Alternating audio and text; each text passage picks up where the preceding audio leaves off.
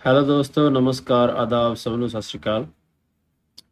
आज हम बात करेंगे एक बहुत ही इम्पोर्टेंट टॉपिक का हमारी इंग्लिश में जो सबको प्रॉब्लम आती है, स्कूल एग्ज़ाम्स में भी, कॉम्पिटिटिव एग्ज़ाम्स में भी, और कहीं पे भी कोई एग्ज़ाम हमने देना है तो इंग्लिश में रीडिंग पैसेज की सबसे बड़ी प्रॉब्लम है। तो आज मैंने कुछ पॉइंट्स आपके सामने में लेके आया हूँ, उसके बारे में हम डिस्कस करेंगे। तो देखते हैं हम कि कौन कौन से पॉइंट जो है हमें वो याद रखने चाहिए। देखो, मेहनत करना एक अलग चीज़ है ना। मेहनत को स्मार्ट तरीके से करना और एक स्ट्रेटजीज के साथ करना, तो वो एक अलग पॉइंट है। तो ये एक स्ट्रेटजी है, अगर ये आप अपनाओगे तो रीडिंग पैसेज आप इजीली सॉल्व कर पाओगे, हर एक रीडिंग पैसेज को। ये मुझे लगता है ऐसा, है ना। और मैंने अपनी कोशिश की है, आगे आप देखना। अगर आपके काम आए वीडियो तो इसे ज़रूर लाइक करना, शेयर करना, सब्सक्राइब करना। अगर आपको पसंद नहीं आई तो फिर ठीक है भाई, वो आपकी मर्जी है ना, इसमें मैं क्या कर सकता हूँ। ये मेरी कोशिश है। तो then first of all, let's start. Solving reading comprehension questions effectively in an exam requires a combination of reading skills, critical thinking and time management। देखो, तीन चीज़ों की बहुत ज़्यादा ज़रूरत होती है। एक एक तो हमें रीडिंग अच्छी करनी आनी चाहिए, मतलब कि बहुत ज़्यादा हमें फास्टली रीड करना आना चाहिए एक तो। देन हमारी जो थिंकिंग है थोड़ी क्रिटिकल होनी चाहिए, हम एनालाइज कर सके हर एक चीज़ को, ऐसी थिंकिंग हमारी होनी चाहिए। देन टाइम मैनेजमेंट, और हमने टाइम को मैनेज करना है। ये सबसे बड़ा चैलेंज है रीडिंग पैसेज सॉल्व करने के लिए। अगर आप रीडिंग पैसेज सॉल्व नहीं कर पा रहे एक टाइम के अंदर, एक गिवन टाइम में, तो उसका कोई फायदा नहीं है। देखो, रीडिंग पैसेज कितना भी ज़्यादा टफ हो वो सॉल्व कर लेगा। अगर कोई आप छोटे से छोटे बच्चे को भी दे दोगे ना, 6th 7th वाले बच्चे को बहुत ज़्यादा reading passage, tough reading passage दे दो, वो सॉल्व कर लेगा। लेकिन प्रॉब्लम कहाँ पे आती है? प्रॉब्लम आती है कि वो उस टाइम में नहीं कर पाएगा। उसे आप दे दो 3 4 घंटे, 2 दिन, एक दिन दे दो लो, तो वो कर देगा सॉल्व। उसमें क्या बड़ी प्रॉब्लम है ना। तो मेन क्या है हमारा? Time management. तो अब हम स्टेप बाय स्टेप इस अप्रोच को देखेंगे, रीडिंग कॉम्प्रिहेंशन को कैसे हम इसे इफेक्टिवली कर सकते हैं। देन फर्स्ट पॉइंट, देखो, फर्स्टली आपने सबसे पहले क्या करना है, ये पॉइंट्स जो हैं यहाँ पे मैं एक पॉइंट मैंने लिखा नहीं है, वो मैं आपको वैसे ही बताता हूँ। सबसे पहले, first of all, first and foremost, you have to read all the questions which is given in the reading passage। तो रीडिंग पैसेज में जितने भी क्वेश्चंस दिए गए हैं वो आपने अच्छी तरह पढ़ने हैं, उनके कीवर्ड्स को अंडरलाइन कर लेना है, ताकि हर एक क्वेश्चन को आपको दोबारा पढ़ने की ज़रूरत ना पड़े। ठीक है, उसके बाद ये स्ट्रेटजी जो है, जो मैं आपको बताने वाला हूँ, उसे अप्लाई करना है और हर एक क्वेश्चन के मेन वर्ड को, कीवर्ड को अंडरलाइन कर लेना है। देन फर्स्ट क्या करना आपने फिर? Then preview the passage. Preview क्या होता है? देखो, क्या होता है ना, before diving into the questions, quickly skim through the passage to get a sense of topic structure and main ideas. Pay attention to the headings, सब headings and any highlighted keywords. This will help you mentally prepare for what you are about to read. देखो, preview क्या होता है कि आपने पूरे का पूरा पैसेज जो है ना, वो जल्दी जल्दी, क्विकली, बड़ी जल्दी जल्दी आपने स्किम करके चले जाना है।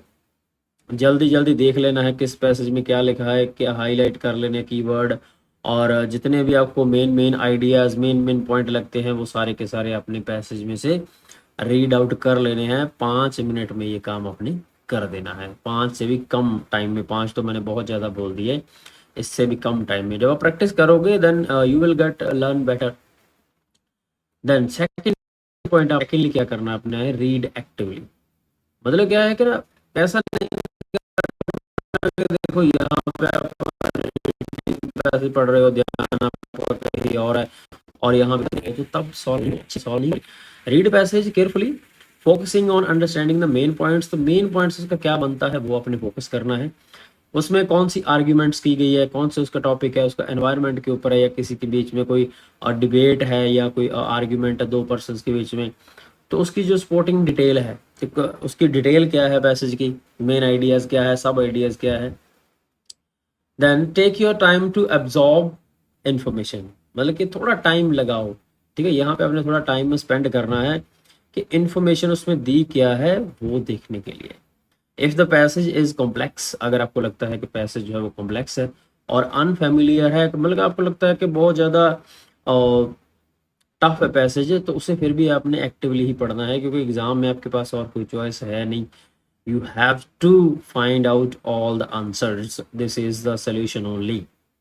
Then third one is annotate. देखो एनोटेट क्या होता है? एनोटेट होता है कि चीज़ों को अंडरलाइन करना है ना.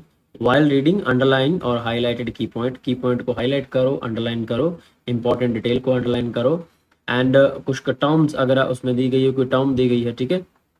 टर्म क्या होती है? जैसे कोई इकोनॉमिक्स के बारे में कोई वर्ड आ गया, ऐसा इंग्लिश के लिटरेचर के बारे में कोई वर्ड आ गया, एसएसटी के बारे में कोई वर्ड आ गया, ऐसा इंपॉर्टेंट वर्ड, तो वो आपने, वो टर्म्स होती हैं, वो आपने अंडरलाइन कर लेना है, उसका मीनिंग आपने देखना है.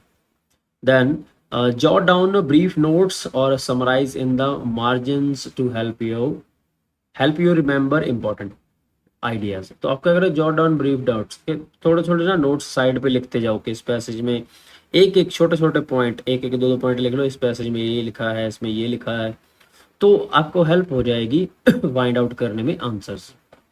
Then fourth is identify the main idea. तो मेन आइडिया जो है उसे आइडेंटिफाई करो, क्योंकि ना कभी कभी क्या होता है ना, क्वेश्चन में पूछ लेते हैं कि इसका टाइटल क्या है. जैसे आपको 11th स्टैंडर्ड में जैसे क्वेश्चन है ना, वो नोट मेकिंग वाला, उसमें तो टाइटल लिखना ही होता है आपने. तो अगर आपने सारा ओवरव्यू, सारा पैसेज पढ़ा हुआ है ना, तो टाइटल लिखना आपके लिए ईजी हो जाएगा.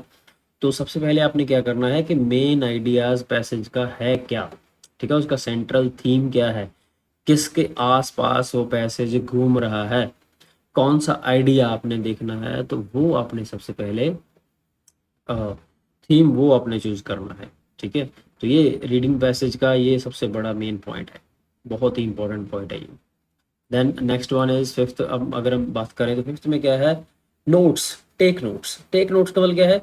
हर एक पैराग्राफ को ना छोटे छोटे नोट्स बना लो, उसके साथ ही मतलब कि क्वेश्चन पेपर के ऊपर ही पेंसिल के साथ, या आपको क्वेश्चन पेपर के ऊपर अगर आपको मना किया है लिखने के लिए, तो आपके पास एक शीट हो गया जिसके ऊपर आप पेपर कर रहे हो, वहाँ पे छोटा सा एक मार्जिन लगा लो, एक लाइन लगा लो, तो साइड पे लिखते जाओ मेन मेन पॉइंट के.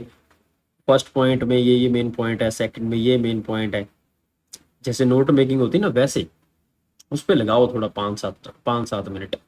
तो ऐसे करके आपका ये इजी हो जाएगा, तो नोट्स आपके रेडी हो जाएंगे, तो आगे आंसर करना भी आपको इजी है.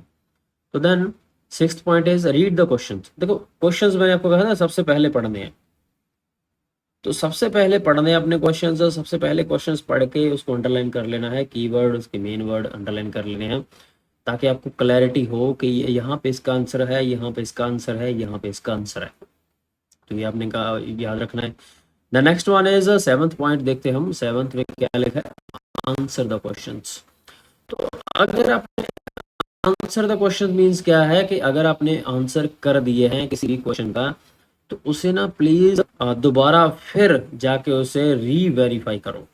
ठीक है, उसे वेरीफाई कर लो जाके, ताकि आपको ऐसा ना लगे कि मैंने जो आंसर लिखे हैं डाउट ना रहे कि हाँ मेरा ठीक होगा नहीं होगा. तुक्का नहीं होना चाहिए. ठीक है, तुक्का लगाओगे तो फिर अगर 2 मार्क्स का क्वेश्चन है ना, तो हाफ ही मिलेगा आपको, क्योंकि सीबीएसई तो चलो आपको मार्क्स दे देगी, लेकिन काफ़ी सारे ऐसे बोर्ड हैं जैसे कि स्टेट बोर्ड होते हैं ना, वो मार्क्स नहीं देते. जैसे पंजाब बोर्ड है वो आपको मार्क्स नहीं देगा, राजस्थान बोर्ड है वो भी मार्क्स नहीं देगा आपको, हरियाणा बोर्ड है वो भी मार्क्स नहीं देगा आपको.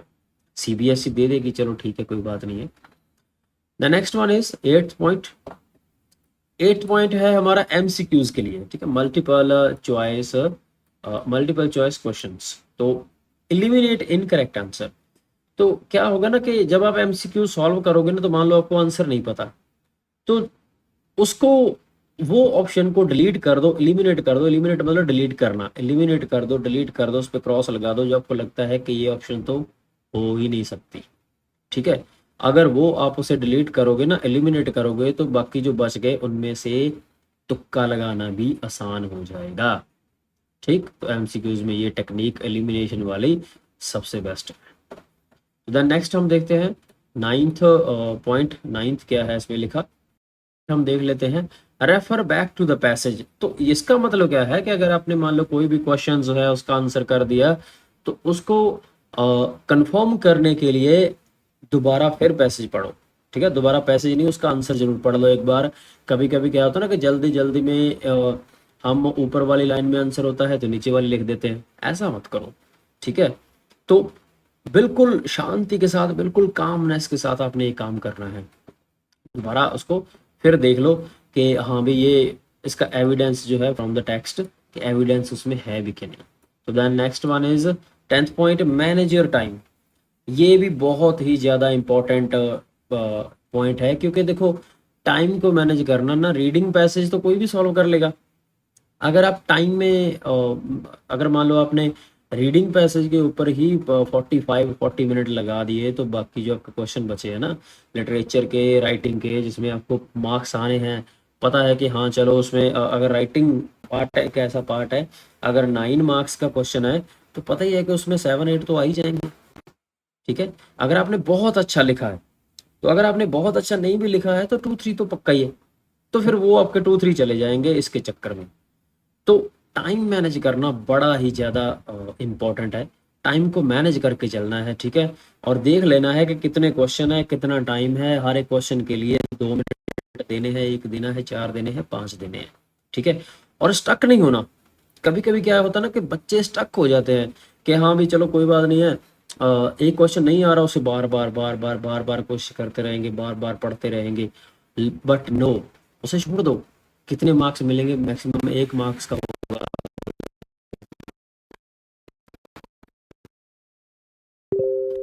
वो 1 मार्क्स के चक्कर में आप अपने 10 आगे जाके 3-4 मार्क्स और ले सकते हो 15-20 मिनट में, पैसेज को सॉल्व करके, 15-20 मिनट में क्वेश्चंस को सॉल्व करके।